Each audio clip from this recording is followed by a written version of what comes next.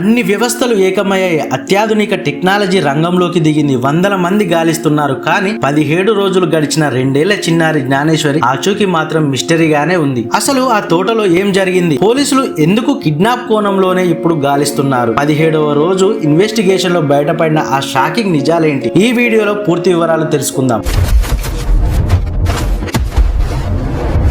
ఒక్కసారి డే 1 నుంచి చూసుకుంటే జూన్ 6వ తేదీ శనివారం మధ్యాహ్నం 11:40 తన తండ్రి వెనకాలే నడుచుకుంటూ వెళ్లిన ఆ చిన్నారి తోటలో ఒక ప్రాంతం వరకు వెళ్లి అక్కడి నుంచి మాయమైపోయింది. పోలీసులు, ఎన్డీఆర్ఎఫ్, ఎస్డీఆర్ఎఫ్ బృందాలు డ్రోన్లు మరియు థర్మల్ కెమెరాలతో ఆ తోటను పక్కనే ఉన్న కొండలను జల్లెడపట్టాయి. కానీ ఫలితం సున్నా. కనీసం చిన్న క్లూ కూడా దొరకలేదు. పాపతో పాటు వెళ్లిన పెంపుడు కుక్క కూడా 2 రోజులు కనిపించలేదు. ఆ తర్వాత అది చనిపోయిన స్థితిలో దొరకడంతో ఉన్న ఒక క్లూ కూడా పోయింది. కానీ ఇక్కడే పోలీసులకు ఒక కీలకమైన ఆధారం దొరికింది. పాప మిస్ అయిన గంట తర్వాత అంటే మధ్యాహ్నం 1 గంట ప్రాంతంలో ఆ కుక్క ఊరిలోని ఒక గుడి దగ్గర సీసీటీవీలో కనిపించింది. అంటే పాప తన తండ్రిని ఫాలో అవుతూ ఫెన్సింగ్ దాటి రోడ్డు మీదకి వచ్చిందని, అక్కడే ఎవరో గుర్తు తెలియని వ్యక్తులు ఆమెను ఎత్తుకెళ్లారని పోలీసులు ఇప్పుడు గట్టిగా నమ్ముతున్నారు. ప్రస్తుతం తోటలో మరియు కొండల్లో గాలింపును దాదాపు తగ్గించారు. ఎందుకంటే అక్కడ పాప లేదని క్లారిటీ వచ్చేసింది. ఇప్పుడు ఫోకస్ అంతా కిడ్నాప్ కోణం పైనే ఉంది. నిన్ననే ఒక స్పెషల్ క్రైమ్ టీం రంగంలోకి దిగింది. జూన్ 6న ఆ పరిసరాల్లో తిరిగిన కొత్త వ్యక్తులు ఎవరు, సంచర జాతుల వారు ఎవరైనా పాపను తీసుకెళ్లారా అనే కోణంలో విచారణ ముమ్మరం చేశారు. ఇప్పుడు ఇన్వెస్టిగేషన్ పరిధిని పక్క గ్రామాలు, టౌన్ల నుండి సిటీ హెడ్ క్వార్టర్స్ వరకు విస్తరించారు. ఒక చిన్నారి మిస్సింగ్ కేసు రాష్ట్ర పోలీసులకే ఒక పెద్ద సవాల్గా మారింది. 17 రోజుల నుంచి కంటి మీద కునుకు లేకుండా ఆ తల్లిదండ్రులు పడుతున్న